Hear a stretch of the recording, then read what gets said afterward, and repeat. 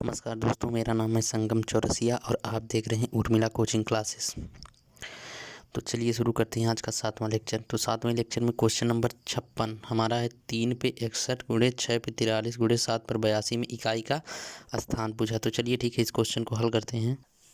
हम इसको 4 के घातों के रूप में तोड़ देंगे। तो यहाँ पर लिखेंगे 3 पर 4 और इसमें 60 में 4 का भाग कर देंगे। 60 में 4 का भाग करेंगे, देखिए 15 चौके 60 होता है। तो 15 चौके 60, एक बचेगा ना, तो गुणे 3, 3 पर 60 गुणे 3 पर 1 मतलब 3 पर 61। ठीक है, गुणा करेंगे 6 पे 43। तो 6 का अगर हम कितनी भी बार गुणा करें, 6 का 2 में करते हैं, 6 दूना मतलब 6 का 6 में ही होगा ना। तो 6 छक 36, छक्का 216, फिर 6 का गुणा करेंगे, फिर लास्ट में 6 ही आता आ जाएगा ना। तो 6 पर 43 को ऐसे ही रहने देते हैं, कोई दिक्कत नहीं है। इसका मतलब क्या है, इकाई का स्थान 6 आएगा। ठीक, गुणे 7 पर 82, इसको 7 को 7 के 4 की घातों के रूप में तोड़ेंगे। 4 दूना 8, तो 20 चौक 80 और गुणे 7 पर 2। ठीक है, तो अब देखते हैं यहाँ पर इसका मतलब 3 त्रिक 9 त्रिक 27 यहाँ 81, इसका मतलब हो जाएगा 1 गुणे ये वाला 3 गुणे यहाँ पर इसका मतलब हो जाएगा 6 गुणे 7 पर 4। तो 7 सत्ते 49 सत्ते 343 और 7 त्रिक 21, इसका भी मतलब हो जाएगा 1 ही।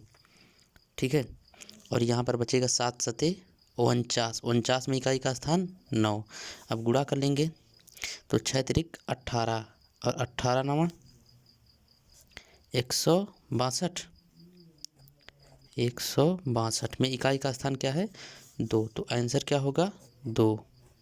ठीक है, तो क्वेश्चन नंबर 56 कंप्लीट। आते हैं क्वेश्चन नंबर 27 पे। तो चलिए क्वेश्चन नंबर 57 देखते हैं। यहाँ पर 17 पर 1999 दिया, तो हम इसको 7 इकाई का स्थान लेंगे, मतलब 7 पर 1999 प्लस करेंगे 11 का मतलब इसका 1 ही होगा इकाई का स्थान, लेकिन हम इसको ऐसे लिख ले रहे हैं एक लाइन। ठीक है, माइनस फिर 7 का दिया है, तो 7 पर 1999। एक चीज़ यहाँ पर देख रहे हैं, 7 पर 1999 प्लस में 7 पर 1999 माइनस में इकाई का स्थान कैंसिल हो जाएगा। बचेगा क्या 1 पर 1999, 1 पर किसी भी संख्या का घात लगा दी, इकाई का स्थान 1 ही रहेगा। तो यहाँ पर क्वेश्चन नंबर 57 कंप्लीट हो जाता है। इसके आगे भी हल करना चाहें दूसरे मेथड से, तो देखिए उसको कैसे करेंगे। 7 पर 1999, तो 7 पर 4 की घातों के रूप में तोड़ लेंगे, तो क्या होगा, यहाँ पर 7 को 4 की घातों के रूप में तोड़ेंगे, तो 4 चौके 16, 3 बचा 39 हो गया, तो 4 बटे 32, ओहो 4 नवा 36। अब बचा कितना है 3, फिर 4 नवा 36, फिर 3 बचा, गुणे 7 पर 3 प्लस करेंगे, इसका इकाई का स्थान 1 ही होगा, माइनस फिर से इसका सेम वही हो जाएगा कि 7 पर 4 पर 499 गुणे 7 पर 3। तो देखिए 7 सत्ते 49 सत्ते 343, मतलब इकाई का स्थान क्या हो जाएगा 3 प्लस यहाँ पर 1 है और माइनस यहाँ भी 3, क्योंकि इसका और इसका तो 1 हो जाएगा। अब 3 प्लस में 3 माइनस में ही कट गया, बचा क्या 1, यही हो जाएगा आंसर। आते हैं क्वेश्चन नंबर 58 पर। देखिए क्वेश्चन नंबर 58 दिया है कि 8 6 7 9 4 3 में 7 के स्थानीय मान तथा जातीय मान। तो 7 का हम स्थानीय मान निकालेंगे, यहाँ से 7 यही है, तो लिखेंगे 7 गुणे 1, और 7 की इधर 1 2 3 संख्या है, तो हम 3 जीरो बढ़ाएंगे। ठीक है, बराबर यहाँ पर इसका स्थानीय मान कितना निकल जाएगा 7000। ठीक है, अब जातीय मतलब मान सेम, 7 का जातीय मान 7 ही होता है, तो इस अंतर मतलब होता है घटाना। ठीक है, पूछते हैं ना कि हमरे उनके का अंतर बा, तो यही होता है 7000 में 7 का मतलब 7 के जातीय मान का अंतर। ठीक है, मैंने घटाना है, तो हो जाएगा 7000 माइनस 7। देखिए 10 में से 7 गया, 3 बचेगा, यहाँ पर 9 बचा, फिर 9 और यहाँ पर 6। ठीक है, ये हो गया क्वेश्चन नंबर 58 कंप्लीट। आते हैं क्वेश्चन नंबर 59 पर। देखिए क्वेश्चन नंबर 59 कह रहा है कि 6 8 9 2 3 5 में 9 तथा 3 के स्थानीय मान का अंतर। तो पहले हम 3 का निकाल लेते हैं, तो 3 गुणे 1, 1 के बाद कितना अंक है 3 के बाद कितना 1 अंक, तो 1 जीरो बराबर 3 धाइयम 30। यहाँ पर 9 का कहा है, तो 9 लिखेंगे गुणे 1, और कितना 9 के बाद 1 2 3 अंक है, तो 3 जीरो, तो बराबर कितना हो जाएगा 9000।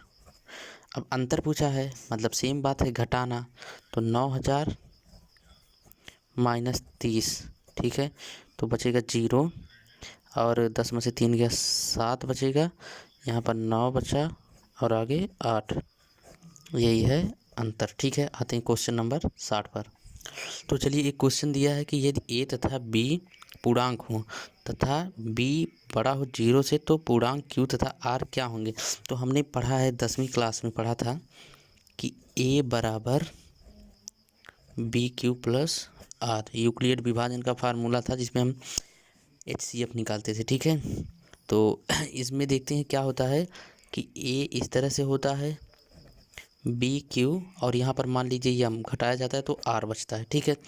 तो यहाँ पर सिंपल सी बात है कि ये बी से भाग दिया गया, ए में क्यू बार गया है और आर शेषफल बचा है। तो क्या होता है इसमें हमारा जो पहला विकल्प दिया हुआ है कि ए बराबर बी क्यू प्लस आर, जिसमें क्या कहा है कि आर जो है वो किससे 0 से क्या है बड़ा है या 0 के बराबर है, और आर जो है आर से बी बड़ा है, ठीक है। तो ये जो विकल्प है हमारा पहला वाला कि ए बराबर बी क्यू प्लस आर, जिसमें 0 छोटा है या बराबर है किससे आर से और आर छोटा है बी से, ये वाला विकल्प हमारा सही होता है, ठीक है। तो आते हैं क्वेश्चन नंबर, ये देखिए पूरा दिखा नहीं तो ऐसा ही है, ठीक है। तो आते हैं क्वेश्चन नंबर 61 पर। देखिए मुझे लगता है दिखा नहीं था, तो ए बराबर बी क्यू प्लस आर हमने 10वीं में पढ़ा था और बी से हमने भाग दिया, ए में क्यू बार गया, यम यहाँ पर आया तो आर शेषफल हुआ। तो हम लोग क्या देखते हैं जहाँ विभाग करते हैं कि एक अगर हम इसका गुणा करके शेषफल को जोड़ें तो ए मिलता है, तो बी क्यू प्लस आर बराबर ये बना, जिसमें आर क्या होता है 0 या 0 से बड़ा होता है और बी क्या होता है जिससे भाग दिया जाता है वो आर से हमेशा ही बड़ा होता है, ठीक है। आज बात समझ में, यही चीज़ था। आते हैं क्वेश्चन नंबर 61 पर। तो चलिए देखते हैं क्वेश्चन नंबर 61 कह रहा है सबसे छोटी अभाज्य संख्या क्या है। तो सबसे छोटी अभाज्य संख्या हमारी 2 होती है। 2 एक ऐसी संख्या है, इकलौती संख्या जो अभाज्य के साथ साथ सम भी होती है, ठीक है। तो सबसे छोटी अभाज्य संख्या 2 है और 2 ऐसी संख्या है जो सम भी है और अभाज्य भी होती है, ठीक है। आते हैं क्वेश्चन नंबर 62 पर। तो चलिए देखते हैं क्वेश्चन में पूछा 70 से छोटी अभाज्य संख्या है कितनी। तो हम शुरू से लिखना शुरू करते हैं, ठीक है। सबसे छोटी से, सबसे छोटी क्या होती है 2, फिर 3, फिर 5, फिर 7, फिर 11, 13, 17, 19, 23, 29, 31, 37, ठीक। उसके आगे लिखते हैं 37 के आगे, 37 के आगे होती है 41, क्योंकि 39 तो कट जाता है, 13 3 39 ना, 41 हो गया। उसके बाद यहाँ नीचे लिख देते हैं 41 के बाद आता है 43, 47 भी किसी से नहीं कटता, और फिर आता है 47 के बाद 53, क्योंकि 51 कटता है, 17 3 51, 3 से भी कट जाता है, 17 से भी, 51 के बाद 53 भी नहीं कटता, और 53 के बाद 59 59 भी किसी से नहीं कटता, 61 भी और 67 भी। तो देखते हैं यहाँ पर कितनी संख्या। अभाज्य का मतलब होता है जो संख्या खुद से कटे, मतलब जिसका किसी संख्या से भाग देने पर पूर्णतः विभाजित ना हो, ठीक है ना। विभाजित मतलब होता है अलग, पूर्णतः अलग ना हो जाए, यानी पूर्णतः कट ना जाए, शेषफल शून्य ना आए, ठीक है। वही होती है अभाज्य संख्याएं जो खुद से ही भाग करने पर शेषफल मतलब 1 आए, शेषफल 0 आए, ठीक है, भागफल 1 आए, और या फिर 1 से, ठीक है। बाकी किसी भी संख्या से पूर्णतः विभाजित ना हो होती हैं अभाज्य संख्या। तो हम गिन लेंगे 1 2 3 4 5 6 7 8 9 10 11 12 13 14 15 16 17 18 19, कहीं पर गलत हो गया है, चलिए ठीक है देखते हैं कहाँ पर गलती हुआ। तो यहाँ पर 51 जो लिखे थे ये गलत था, 51 था नहीं, हमने बोला 51 नहीं है, पता नहीं कैसे लिखा गया तो गलती से। तो यहाँ पर कितने हैं 1 2 3 4 5 6 7 8 9 10 11 12 13 14 15 16 17 18 19, तो 19 हमारा क्वेश्चन नंबर 62 का हल है। आते हैं क्वेश्चन नंबर 63 पर। तो चलिए क्वेश्चन नंबर 63 कह रहा है 50 तथा 90 के बीच के सभी अभाज्य संख्याओं का योग, योग मतलब होता है जोड़, तो हमको क्या करना है जोड़ना है। तो चलिए हम जोड़ते हैं। 50 के बाद पहली अभाज्य संख्या क्या होती है 53, 53 के बाद 57, ठीक है, नहीं 57 नहीं, 19 या 57 कट जाता है 59, प्लस करेंगे फिर आता है 61 प्लस 67 प्लस होता है 71 आता है, फिर प्लस होता है 73, ठीक है। 73 के बाद फिर प्लस आता है 79, फिर प्लस 83 और फिर प्लस आता है 89, ठीक है। तो बस इतनी संख्या। इसके बाद आ जाता है 90। अपना 90 से कम इन दोनों के बीच में चाहिए, 50 तथा इसके बीच। तो यहाँ पर बराबर सब कुछ जोड़ेंगे, तो जोड़ने पर हमारा आएगा 635, ठीक है। तो यहाँ पर क्वेश्चन नंबर 63 कंप्लीट। आते हैं क्वेश्चन नंबर 64 पर। तो चलिए देखते हैं क्वेश्चन नंबर का प्राकृत संख्या n के लिए n क्यूब माइनस n सदैव मतलब होता है हमेशा, ठीक है, किस बड़ी से बड़ी संख्या से विभाजित होगी। तो चलिए देखते हैं प्राकृत संख्या किसे कहते हैं, वे संख्या हैं जिनकी वजह से हम किसी वस्तु की गणना कर सकते हैं। गणना करने का मतलब ये कि जैसे हमारे गब्बर सिंह ने डायलॉग बोला था 50-50 कोस दूर गाँव में जब कोई बच्चा रोता है, तो जो वहाँ पर 50-50 कोस दूर ना, तो गणना 50-50 से हो रही। अभी आपको गाँव नहीं रहेगा तो हम बोलेंगे 0 गाँव, तो गलत हो जाएगा। तो 0 हमारा प्राकृत संख्या नहीं आता, ठीक है। तो प्राकृत संख्या क्या आएगा, 1 से लेकर इनफाइनाइट तक। इनफाइनाइट मतलब क्या होता है, अनंत। तो हम n बराबर क्या ले लेंगे, 1 2 3, बस इतना ही लेंगे, इतने तक आंसर आ जाएगा, ठीक है। तो इसी में हमको क्या करना है, इसी का मान रखकर हमको देखना है। तो क्वेश्चन हमारा क्या है, इसमें रख कर देखते हैं n क्यूब माइनस n। सबसे पहले n बराबर 1 लेने पर तो क्या हो जाएगा, 1 का क्यूब माइनस 1, तो बराबर 0 हो जाएगा, क्योंकि 1 1 कम 1 में से 1 जाएगा 0। दूसरा है n क्यूब, तो n क्यूब का मान हम रखेंगे 2 का क्यूब माइनस 2, तो ये क्या हो जाएगा, 2 दूना 4 दूना 8 माइनस 2 बराबर 6, ठीक है। तो यहाँ पर देखेंगे ये हमारा 6 से कट रहा है, ये भी 6 से कटेगा। आगे देखते हैं क्या होता है, 3 से भी कटेगा, 2 से भी कटेगा, ये भी कटेगा, ठीक। शून्य हर संख्याओं से भी कट सकती है, हर कोई भी संख्या हो, ठीक। तो यहाँ पर देखते हैं क्या है, 3 रखते हैं तो हो जाएगा 3 का क्यूब माइनस 3। तो आगे देखते हैं 3 त्रिक का 9 त्रिक 27 माइनस 3 बराबर 24। तो देखिए बड़ी से बड़ी संख्या क्या होगी हमारी, 6 होगी, क्योंकि 6 से 24 भी कट जाएगा, 0 भी कट जाएगा, ठीक है। तो आंसर क्या आएगा हमारा 6, ठीक है। यहाँ पर कंप्लीट होता है क्वेश्चन नंबर 64। आते हैं क्वेश्चन नंबर 65 पर।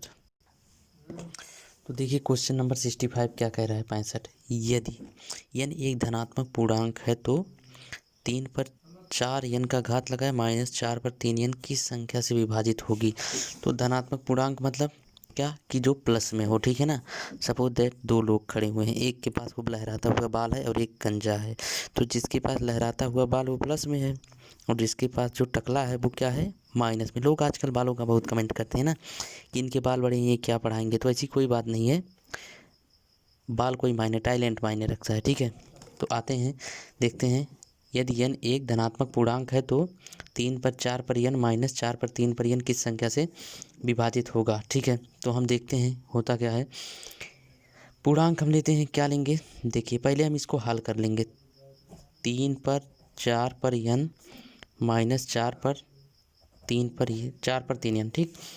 तो हम इसको हल करेंगे तो देखिए इसको ऐसे कर सकते हैं कि 3 पर 4 पर n लगा सकते हैं माइनस 4 पर 3 पर n, गुणा होगा बाद में वही होगा, ठीक है, मान में कोई परिवर्तन नहीं होगा। तो अब देखते हैं इसका मान क्या हो जाएगा, 3 त्रिक 9 त्रिक 27 तियाँ 81 माइनस 81 पे n और माइनस 4 चौके 16 चौके 64 पर n। अब यहाँ से हमको एक फार्मूला पता चल रहा है कि होता क्या है, यदि